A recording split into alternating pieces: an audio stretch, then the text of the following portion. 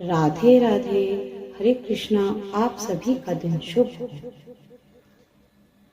अब सुनिए कार्तिक मास की देवरानी जेठानी और तुलसी का गमला की कहानी।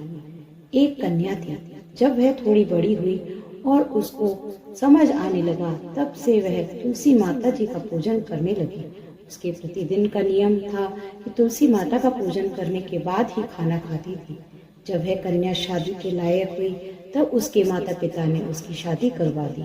कन्या को उसके माता पिता ने दहेज के सामान के साथ एक तुलसी का गमला दिया और कहा, बेटी सब कुछ भूल जाना, लेकिन तुलसी देवी का पूजन करना मत भूलना।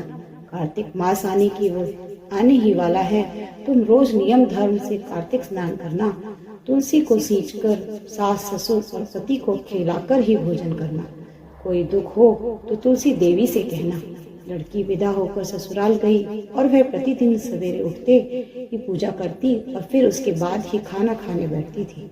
जब कार्तिक मास आया तो कार्तिक स्नान और तुलसी पूजा करने की लगी। उसकी दो जेठानियां थी। ये दोनों उसका मजाक उड़ाती थी कि बड़ी नियम धर्म वाली बनती है। उन दोनों को उससे ईर्ष्या होती थी, इसलिए वह दोनों तुलसी जी का गमला छुपा देती है। वह कन्या जब स्नान करके तुलसी जी का पूजन करने आई तो उसने देखा कि तुलसी का गमला नहीं है। बड़ी मुश्किल से गमला ढूंढ लाती है, अच्छे से पूजन करती है और फिर खाना खाती है। अब यही क्रम रोज का हो गया। जेठानियां तुलसी का गमला छिपा देती और वे बेचारे ढूंढ ढूंढ कर लाती और फिर उसका पूजन करती। एक दिन तो उसकी जेठानियों ने क्या किया कि गमला दूर फेंक दिया। कन्या ने खूब ढूंढा पर उसे गमला नहीं मिला। वह बहुत ही परेशान हो गई। उस दिन तो उसने खाना भी नहीं खाया। उसका नियम जो था, उस कन्या की सच्ची भक्ति देखकर तुलसी माता उससे बहुत प्रसन्न हो गई और उसके कमरे में तुलसी माता का गमला प्रकट हो गया। अगले दिन सुबह जब वह उठी तो क्या देखती है कि उसके खाट के चारों पायों पर तुलसी का गमला ही गमला है। यह देखकर वह तो बहुत प्रसन्न हो गई। बोली, अब मेरी तुलसी माता को कोई चुरा नहीं सकता।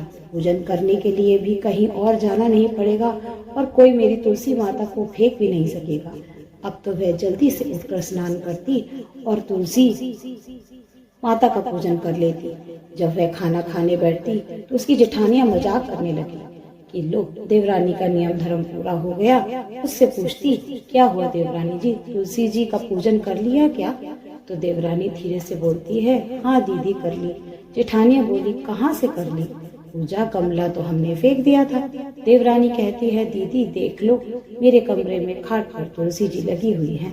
जेठानियां बहुत शर्मिंदा हुई और बोली, देवरानी तेरी सच्ची भक्ति है, हमने तुझे बहुत परेशान करा, हमें क्षमा कर दो। देवरानी ने उन्हें क्षमा कर दिया। अब तो तीनों देवरानियां जेठानियां मिलकर तुलसी माता का पूजन करने लगी, जिससे उनका लोक परलोक दोनों सुधर गया।